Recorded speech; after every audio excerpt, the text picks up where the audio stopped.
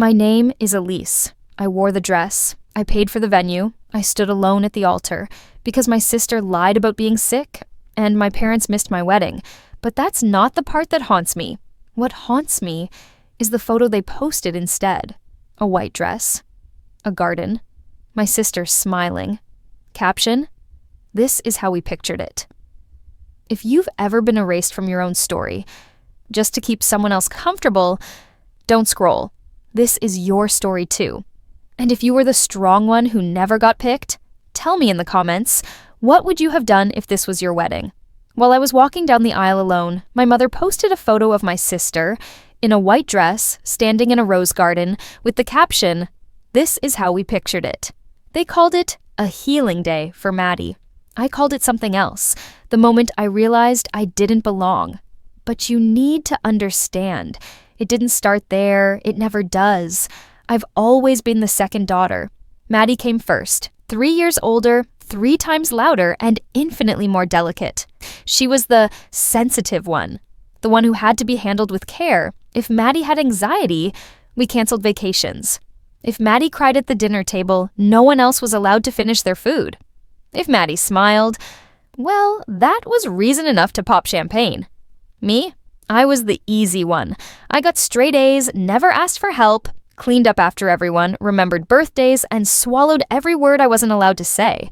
My parents, Carol and Dawn, weren't bad people, just emotionally lopsided. They had room for only one person's pain, and it was never mine. Maddie failed college. They paid for therapy. Maddie quit her job. They covered rent. Maddie felt triggered by the sight of couples in love. We stopped inviting guests over. Meanwhile, I worked 2 jobs to get through grad school, paid for my own car, saved for my own wedding. I thought that would matter, that this time, maybe they'd show up for me. They didn't. 1 week before the wedding, Maddie claimed she had a relapse. My mom called it a psychological spiral. And just like that, I got a phone call, not to ask how I was, but to gently explain, "Sweetheart, we don't think we can leave Maddie alone that weekend. It's just too much for her." That was the moment it hit me. I wasn't just overlooked anymore. I was expendable. I didn't cry when they said they weren't coming. I just stood there in the middle of my kitchen, holding a mug I suddenly didn't need anymore, and tried to remember how to breathe without making a sound. My mom's voice was soft on the phone, like she was delivering tragic news about someone else's child. "Elise, honey, Maddie's not doing well again. She hasn't left her room in 2 days. She says the wedding is too overwhelming for her right now." She paused, like she was waiting for me to offer her comfort. I didn't. "We think maybe it's best if we stay with her that weekend. Just until she stabilizes." Just until she stabilizes. As if my wedding was something to be skipped like a midweek errand. "Okay," I said, and I heard how quiet my own voice sounded, like I was already disappearing. That night, I sat on the floor of my apartment, surrounded by ribbons and RSVP cards, wondering what exactly I'd done wrong. Was it selfish to still want them there? Was it wrong to feel like maybe this was always going to happen? Maddie had a way of becoming the center of gravity. Even when she was breaking down, she was magnetic. She made everyone orbit her sadness like it was sacred. And the worst part, I didn't even blame her anymore. She'd been taught over and over that the world would adjust around her. I just never thought it would cost me my wedding day. I told David everything. My fiancé, my one steady thing. He listened, didn't interrupt, just held my hand like it was anchoring me to something that still made sense. "We're still getting married?" I said. "Of course," he replied without hesitation, "even if it's just us." And that should have made me feel better, but it didn't, because I didn't want just us. I wanted my family, not out of tradition, not for photos. I just wanted to matter to them. Have you ever planned something your whole life only to feel invisible in it? Let me know in the comments if you've ever been the strong one, and how exhausting that can be when no one notices you need support too. I didn't cancel the ceremony. I just adjusted the guest count. and crossed out reserved for parents on 2 front row chairs. They wouldn't be needed. The sun showed up, even if my family didn't. It was a crisp spring afternoon in New Orleans. The jazz band was warming up. My veil caught the breeze just right. Everything was beautiful, except for the 2 empty chairs in the front row. They were still there. I hadn't removed them. Part of me, the part that still held on to scraps of hope, thought maybe they'd change their minds. Maybe they'd walk in last minute, teary-eyed and full of apologies. They didn't. 5 minutes before the ceremony, I stood in the bridal suite alone, adjusting my earrings. My phone buzzed. A message from my college roommate, Elise. Is this some kind of joke? She sent a screenshot. It took me a second to understand what I was looking at. It was a Facebook post from my mom. Maddie was in a white dress, hair curled, bouquet in hand, standing in the middle of a rose garden, smiling like it was her wedding day. My parents were next to her, holding her hands. All of them were beaming.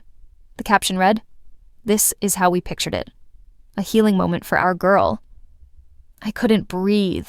I stared at the photo, then at myself in the mirror. I was the one in the real wedding dress, the one who sent them invitations, who paid for her own damn ceremony. And yet, here they were, celebrating her, dressed up, smiling, together. And I was the daughter they left behind. I didn't scream. I didn't call. I didn't post a thing. I walked down that aisle with my head held high, even as my knees trembled. Every step felt like dragging a part of my childhood behind me, one memory at a time. I saw David waiting at the altar, his face calm and steady, like he knew this day had already broken me once, and he was ready to help me rebuild from scratch. He whispered, "You look like fire." I smiled, not because I felt strong, but because I knew that fire burns things for a reason. Sometimes the only way out is through ashes. There were no parents in the pictures that day, but there was truth, and there was love, and sometimes that's enough. I didn't block them, I just stopped answering. No angry texts, no dramatic posts, no guilt-fueled calls at midnight. Just nothing. And silence, I've learned, is louder than it seems. It's been 3 years since my wedding, 3 years since I stood under those string lights, said I do, and felt the soft wind on my skin instead of my mother's arms. 3 years since I opened Facebook and saw Maddie wearing my color, my bouquet, flanked by my parents. I don't know what they expected, that I'd move on and come running back the moment Maddie needed another cheerleader, but I didn't. I heard things, of course, small updates from cousins, mutual friends. Maddie lost her job again, this time for inappropriate boundaries with a client. The mental health excuse wore thin. She tried selling candles online, then crystals, then coaching sessions on healing your inner child. But none of it stuck, because Maddie had never learned how to carry her own weight. Someone was always holding the basket for her. Usually my parents. Carol and Dawn, my parents I mean, ended up refinancing their house. I know because the address got listed during public record. Word got around that they were working part-time now. Dad bagging groceries at the local co-op, Mom helping with filing at a dental office, all to cover Maddie's rent, Maddie's therapy, Maddie's never-ending starts and stops. They never reached out to me. Not really. One Christmas, I got a card. No handwriting, just love, Mom and Dad, printed in a pre-ordered font. No call, no "we miss you." Just a generic reminder that they still existed. Meanwhile, I built a quiet life in Austin. My small design business picked up.